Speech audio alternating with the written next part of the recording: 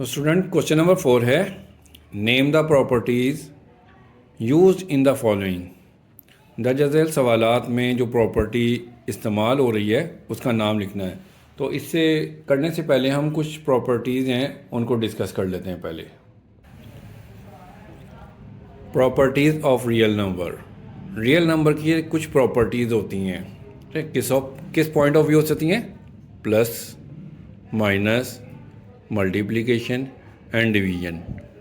ठीक है, तो हम सबसे पहले जो है ना मल्टीप्लिकेशन के हिसाब से इसकी 5 प्रॉपर्टीज़ हैं उसको हम देखेंगे।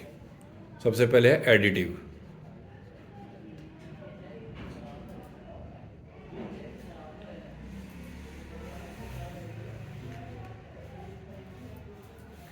एडिटिव प्रॉपर्टीज़ में नंबर 1 पर है क्लोजर प्रॉपर्टी। सबसे पहले कि अगर दो वैल्यूज़ हैं, दो नंबर्स हैं ए एंड बी, ठीक है, और वो रियल नंबर्स हैं,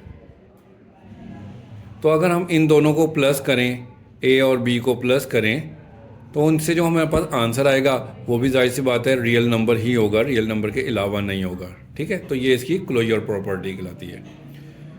उसके बाद है कम्यूटेटिव प्रॉपर्टी। कम्यूटेटिव प्रॉपर्टी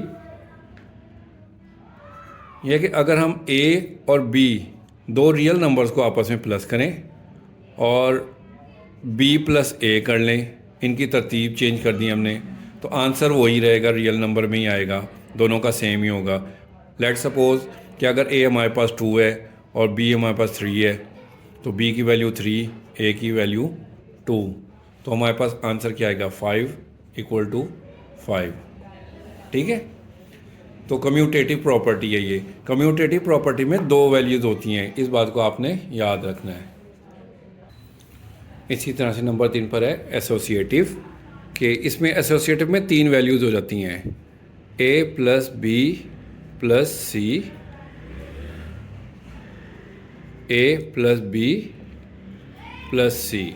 ये एसोसिएटिव प्रॉपर्टी होती है कि अगर हम बी और सी को प्लस करें और ए को प्लस करें तो इसका जो आंसर आएगा वो राइट हैंड साइड के इक्वल, यानी कि ए प्लस बी को प्लस करें और फिर सी को प्लस करें तो आंसर आएगा सेम।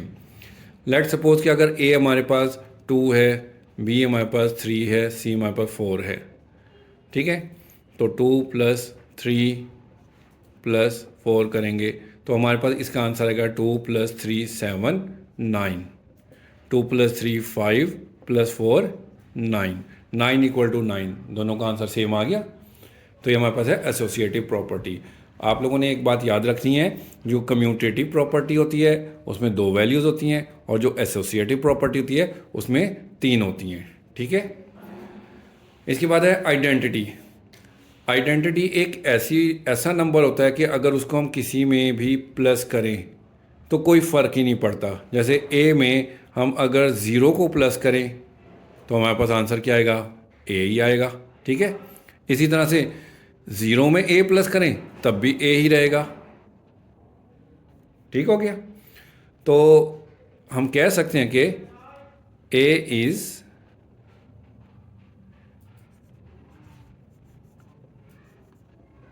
Additive identity.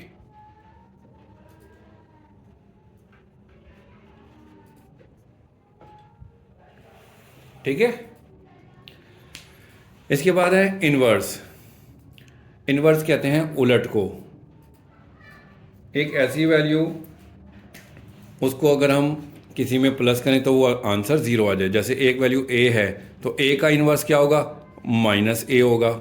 ए में -a प्लस करेंगे तो हमारे पास आंसर क्या आएगा? 0। ठीक है, इसी तरह से -a में +a करें तब भी आंसर 0 आएगा। तो हम कह सकते हैं कि -a इज़ एडिटिव इन्वर्स।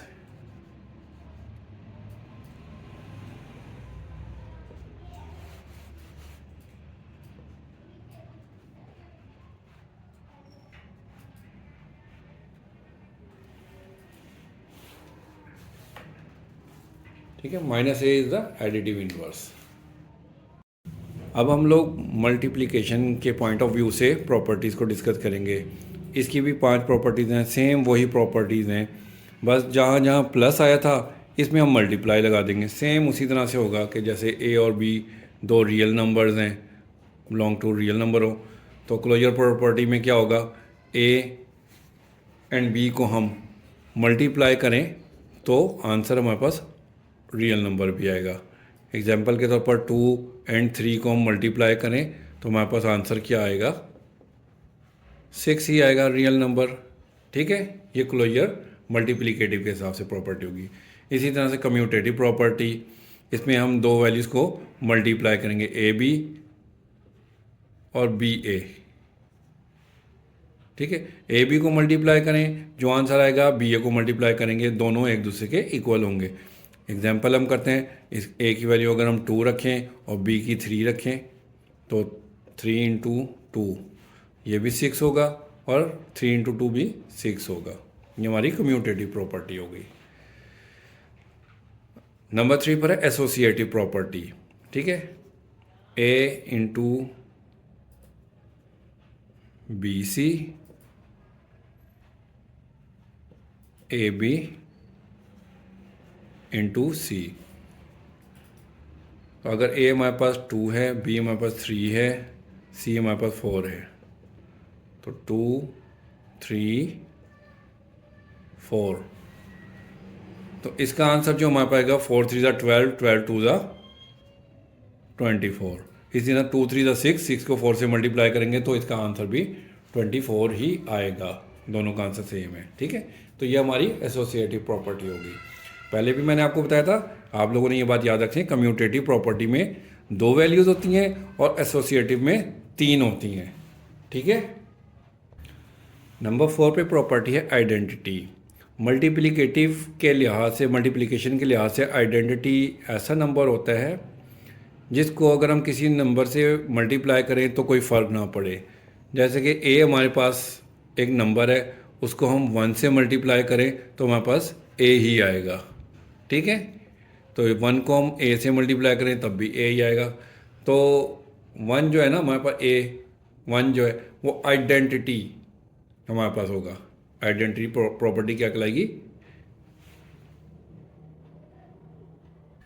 अगर हम इसकी एग्जांपल करें, जैसे 5 को हम 1 से मल्टीप्लाई करें तो हमारे पास 5 ही आएगा। ठीक है, तो 1 हमारी आइडेंटिटी हो जाएगी। इसी तरह से इन्वर्स, इन्वर्स होता है ए का इन्वर्स होता है 1/a। ए से कैंसिल हो जाएगा तो हमारे पास 1 आ जाएगा। ठीक है, इसी तरह से 1/a को मल्टीप्लाई करें हम ए से तो तब भी हमारे पास 1 आएगा। तो ए का इन्वर्स 1/a होगा मल्टीप्लिकेशन के लिहाज से। ठीक है, इसकी एग्जांपल अगर हम करें कि 7 एक वैल्यू है, इसका इन्वर्स होगा 1/7। 7 7 से कैंसिल होकर हमारे पास आंसर 1 आ जाएगा। इसी तरह से 5 का इन्वर्स क्या होगा, 1/5। ठीक है, 5 5 से कैंसिल होकर हमारे पास आंसर क्या आएगा, 1। ठीक है, तो ये मल्टीप्लिकेशन के लिहाज से इसकी 5 प्रॉपर्टीज़ हो गई। इसी तरह से कुछ डिस्ट्रीब्यूटिव प्रॉपर्टीज़ होती हैं कि ए, इसमें मल्टीप्लाई और प्लस दोनों आ जाते हैं।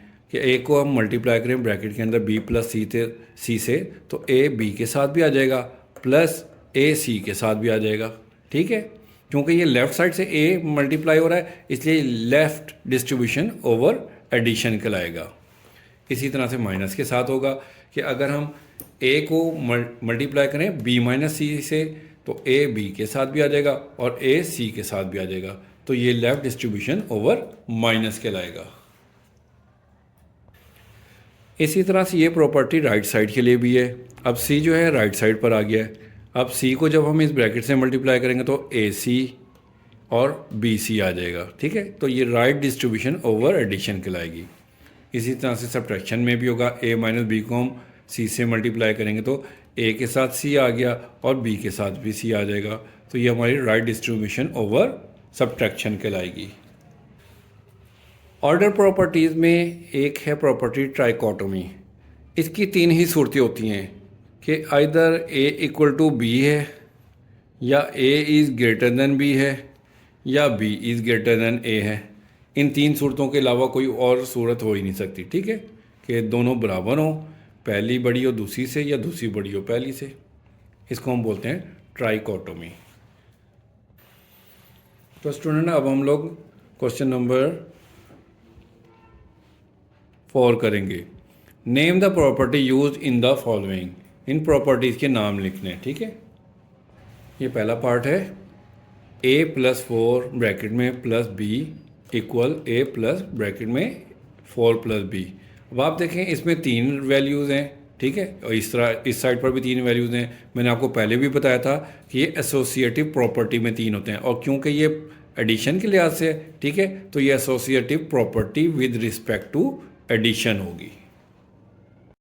अगला क्वेश्चन है √2 प्लस √3 इक्वल टू √3 प्लस √2। देखें दो सेम वैल्यूज़ हैं, बस तरतीब इनकी चेंज है। तो दो वैल्यूज़ जो होते हैं वो कम्यूटेटिव प्रॉपर्टी में होती हैं। ठीक है, तो वर्डिंग वही ले लेने, commutative property with respect to addition. अब आगे देखें x minus X equal to 0। अब ये देखें आप x में उसका उलट माइनस का x प्लस हो रहा है तो हमारे पास 0 आ रहा है। ठीक है, चूँकि x का इन्वर्स उसमें प्लस हो रहा है तो ये हमारे पास एडिटिव इन्वर्स कहलाएगी प्रॉपर्टी। अब आगे देखें 16 में 0 प्लस हो रहा है, तो 0 एक ऐसी वैल्यू है जिसको किसी में भी हम प्लस करें कोई फ़र्क ही नहीं पड़ता, वही वैल्यू आ जाती है आंसर में, जैसा कि 16 आ गया। ठीक है, चूँकि ये प्लस हो रहा है इसलिए ये एडिटिव आइडेंटिटी कहलाएगी। अब ये है एसोसिएटिव, क्योंकि इसमें मल्टीप्लाई भी आ गया है और प्लस भी आ गया है, तो इसको हम कहेंगे less distributive property over addition. अब ये 100 मल्टीप्लाई बाय 1 इक्वल टू 100, 1 से मल्टीप्लाई हो रहा है तो 1 जो है ये आइडेंटिटी है इसकी। क्योंकि ये मल्टीप्लाई हो रहा है इसलिए इसको हम मल्टीप्लिकेटिव आइडेंटिटी लिखेंगे। अब आगे देखिए फिर 3 चीज़ें आ गई हैं, 3 चीज़ें आई हैं तो फिर ये एसोसिएटिव होगी, और चूँकि ये मल्टीप्लाई हो रही हैं इसलिए ये associative property with respect to multiplication होगी। अब ये आगे देखें, अब 2 चीज़ें आ गई हैं। ठीक है, बार बार वही चीज़ें आ रही हैं, कभी 3 कभी 2, तो जहाँ 3 आ जाती हैं वो एसोसिएटिव प्रॉपर्टी होती है, जहाँ 2 आ जाएँ वो कम्यूटेटिव प्रॉपर्टी होती है। चूँकि ये मल्टीप्लाई हो रहे हैं इसलिए ये commutative property with respect to multiply कहलाएगी। अब ये क्वेश्चन नंबर 5 में भी प्रॉपर्टीज़ के नेम बताने हैं। ये प्रॉपर्टीज़ ऑफ ऑर्डर है क्योंकि इसमें लेस देन ग्रेटर देन के साइन आ रहे हैं। तो पहला क्वेश्चन है -3 is less then -1 implies that 0 is less then 2। तो -3 -1 से लेस है, तो ये 0 कैसे हो गया? कैसे हो सकता है कि अगर -3 में 3 को प्लस कर दिया जाए, इसी तरह से -1 में +3 कर दिया जाए, तो हमारे पास क्या आ जाएगा? ये 0 आ जाएगा और ये 2। ठीक है, तो ये हमारे पास चूँकि इसमें +3 दोनों साइड पर हो रहा है इसलिए एडिटिव प्रॉपर्टी ऑफ ऑर्डर कहलाएगी। नेक्स्ट वन है if a is less than b then 1/a is greater than 1/b। अब ये a का उलट हो गया, तो जो उलट होता है ये रेसिप्रोकल होता है। ठीक है, तो इसको हम बोलेंगे रेसिप्रोकल प्रॉपर्टी ऑफ ऑर्डर। आगे देखें, अगर a is less than b then a plus c less than b plus c। अब आप देखें दोनों तरफ c प्लस हो रहा है, a में भी c प्लस हो रहा है, b में भी c प्लस हो रहा है इधर, तो ये हमारी एडिटिव प्रॉपर्टी ऑफ ऑर्डर कहलाएगी। आगे देखें लिखा है कि if AC is less than BC and C is greater than 0 then A is less than B। आप देखें दोनों साइड से C कैंसिल हो गया है, क्योंकि C कैंसिल हुआ है। ठीक है, तो इसको हम कहेंगे cancellation property of multiplication of order, इस तरह से कहेंगे। आगे देखें ये भी उसी तरह से है, if AC is less than BC then C is less than 0 then A is greater than B। क्योंकि इसमें भी C कैंसिल हो रहा है इसलिए इसको भी हम वही लिखेंगे cancellation property of multiplication of order, same वही वर्डिंग यूज़ करेंगे। अब ये अगला सवाल देखें, इसमें 3 कंडीशन दी हुई हैं, A is greater than B और A is equal to B और A is less than B। मैंने पहले भी आपको बताया था जहाँ 3 कंडीशन होती हैं वो ट्राइकोटोमी प्रॉपर्टी होती है। ठीक है, एक क्वेश्चन नंबर 6 में कह रहे हैं insert 2 rational number between 1/3 and 1/4। 1/3 and 1/4 के दरमियान में 2 रैशनल नंबर्स निकालने हैं। इसके लिए बड़ा आसान सा तरीका है, पहले हम इन दोनों को प्लस करके 2 से डिवाइड करेंगे तो पहला रैशनल नंबर आ जाएगा। ठीक है, तो हम इसके लिए फर्स्ट एवरेज निकालेंगे। वो इस तरह से करेंगे कि 1/3 को प्लस करेंगे 1/4 के साथ, तो रैशनल वैल्यू ये जो होती हैं बटे वाली, इनको प्लस करने के लिए हमें एलसीएम लेना पड़ता है। एलसीएम इसका 12 आ जाएगा, 3 4 ज़ा 12 होता है तो 4 1 ज़ा 4 हो जाएगा, 4 3 ज़ा 12 तो 4 3 1 ज़ा 3। तो हमारे पास ये वैल्यू आ गई 7/12। अब 7/12 को हम 2 से डिवाइड करेंगे। 2 से डिवाइड करने का मतलब है कि 1/2 से आप मल्टीप्लाई कर दें, ठीक है। तो इसको मल्टीप्लाई करेंगे तो हमारे पास क्या आ जाएगा, 7 1 ज़ा 7, 12/24। तो पहला नंबर हमारे पास 7/24 आ गया। ये बिल्कुल इस तरह से है कि जैसे एक ये लाइन है, ठीक है, ये हमारे पास 1/3 है, ये पॉइंट 1/4 है, तो इन दोनों के सेंटर में ये आ गया 7/24। अब हम 7/24 और 1/4 के मिड पॉइंट निकालेंगे इन दोनों के दरमियान का, तो हमारे पास ये पॉइंट आ जाएगा। ये भी तो इन दोनों के दरमियान में ही आ रहा है ना, ठीक है। अब हम 7/24 प्लस 1/4 करेंगे। इन दोनों का एलसीएम हमारे पास 24 आ जाएगा। 24 1 ज़ा 24 होता है तो 7 1 ज़ा 7 हो गया। 4 6 ज़ा 24 होता है तो 6 1 ज़ा 6 हो गया। तो इन दोनों को प्लस करेंगे, हमारे पास क्या आएगा, 13/24। अब 13/24 को 2 से डिवाइड करेंगे, मतलब 1/2 से मल्टीप्लाई करेंगे, तो हमारे पास सेकंड नंबर क्या आ जाएगा, 13 1 ज़ा 13, 24 2 ज़ा 48। हमारे पास सेकंड रैशनल नंबर ये आ गया।